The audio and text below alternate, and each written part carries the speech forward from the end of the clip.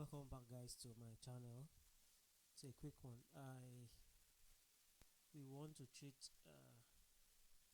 quantizing. So oftentimes there's how we can record.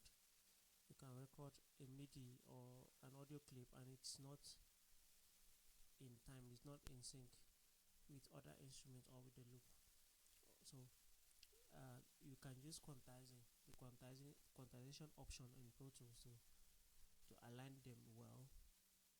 So this process is called quantizing. So here we have this instrument, this keyboard that I played randomly. Let's hear it first.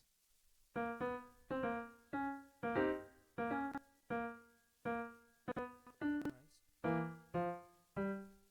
So now we want to quantize it.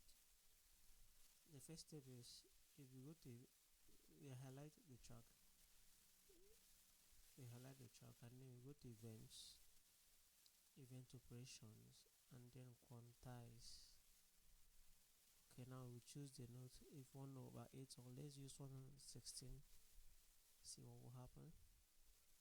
1/16. Then apply. So let's use 1/8.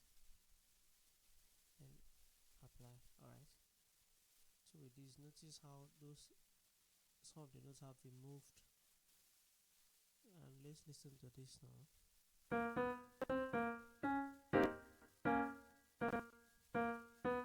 So it's a bit more in time. That is one way to quantize your beat. You can also, there's a shortcut to that. It's alternate plus 0 will bring you to the quantize window.